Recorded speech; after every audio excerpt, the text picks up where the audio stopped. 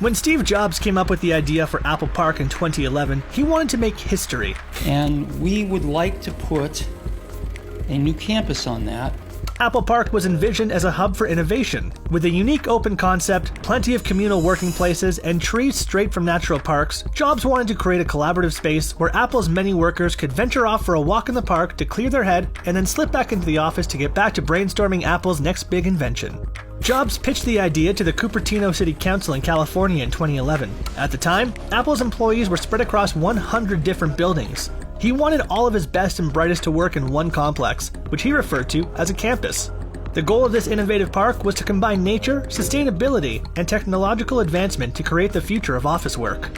To start with, Apple bought an industrial park in Cupertino, about an hour away from San Francisco.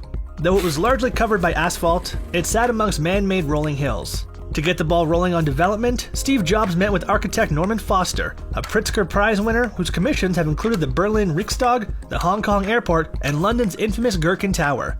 His architecture firm, Foster & Partners, decided to take on the unique project, and they came up with a budget of about $500 million. Unfortunately, that budget didn't work for very long. By the end of 2011, development costs were estimated at about $3 billion, and then by completion in 2017, the new Apple HQ racked up an astonishing $5 billion price tag. It's a good thing Apple had the money to pay, since the company is worth at least $2 trillion today. And once you have a good look at all the innovative and unique craftsmanship done on this one-of-a-kind building, it's not hard to see why it's worth billions.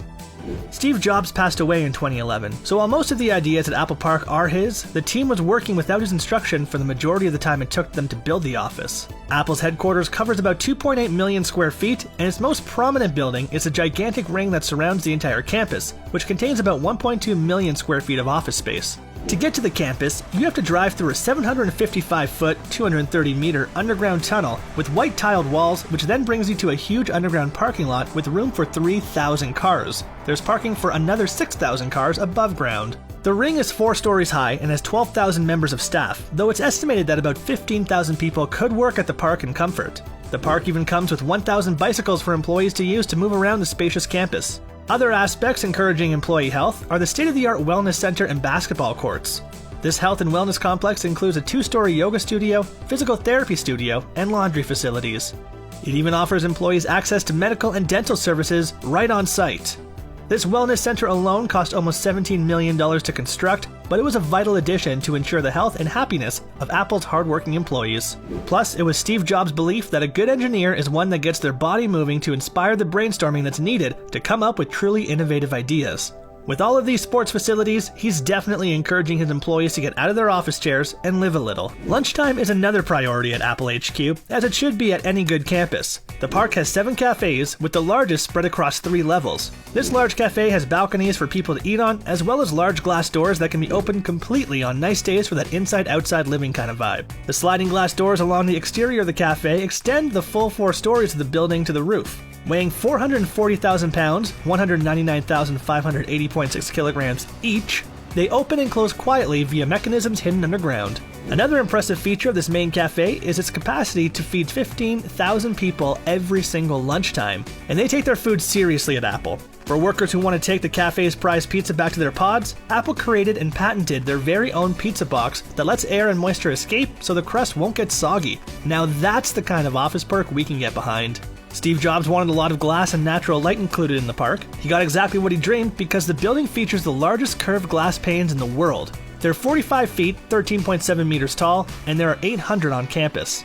Another area where the glass is well shown off is in the Apple Auditorium or Steve Jobs Theater. The building is topped with the world's largest carbon fiber roof, and there's also a 42-foot, 12.8 meter high glass elevator that's estimated to be the tallest freestanding glass elevator in the entire world. The lobby alone cost about $12 million to make, but it was Jobs' wish that the theater stand out like a jewel with the auditorium located privately underground. He definitely got his wish because he can't miss it. All in all, the theater cost about $180 million to construct. The only disappointing thing about Apple Park is that we're not allowed to visit. The ring itself is reserved for Apple employees and important persons, but for people who are curious about how it feels to be in the park, Apple constructed a visitor center right outside the HQ where guests can visit without a pass. It has an Apple showroom, an augmented reality area where people can tour the park with the use of Apple products, and another cafe.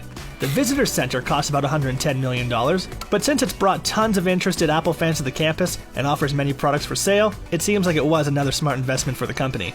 When Steve Jobs came up with the idea for Apple Park, he didn't just want nature to be a small part of the project, but a key component. This means he wanted the HQ to be sustainable and eco-friendly, as well as resistant to natural disasters like earthquakes, hurricanes, and flooding. One way the building is doing its part is by harvesting energy from a rooftop solar farm that provides for about 75% of the campus's total energy needs. They also have biofuel cells to help power the rest of the campus. To make the HQ feel like a real national park, Apple had 9,000 drought-resistant trees brought in to plant around campus. Jobs was passionate about the new campus featuring indigenous flora, including fruit trees from the orchards he remembered from growing up in Northern California. Apple's love for trees was also incorporated in the wood used to construct the offices. Every piece of wood on campus is a custom timber veneer made from recycled wood instead of real wood. The ring also has base isolation underground that protects it from earthquakes. The base isolation allows the building to move up to 4.5 feet, 1.37 meters in any direction without losing its vital services. So, even a natural disaster can't stop Apple's employees from getting their jobs done. Apple Park is also a building that breathes. The natural airflow in the building completely gets rid of the need for any kind of air conditioning or heating. The ring inhales air through soffits, the undersides of those canopies that are located all over the ring. From there, shafts that act like chimneys exhale warm air back outside. While the buildings may have been expensive to construct, Apple is optimistic that its sustainable design choices will help the company save resources on energy. The main building is the world's largest naturally ventilated building, and the rooftops are able to generate 17 megawatts of solar energy. Besides saving on resources and creating a sustainable office, Apple's HQ has a positive effect of creating serenity for all of Apple's employees. The park is technologically advanced and futuristic, but also grounded in nature and appreciation for the surrounding environment. This type of care, as well as caring for the mental and physical health of the many employees who call this campus their office, is what makes the ring unique in both appearance and practice. Now that Steve Jobs' dream for Apple headquarters have been realized, the next step is for the park to inspire offices all around the world to step up and create a work hub fit for both the health of its employees and the health of our planet.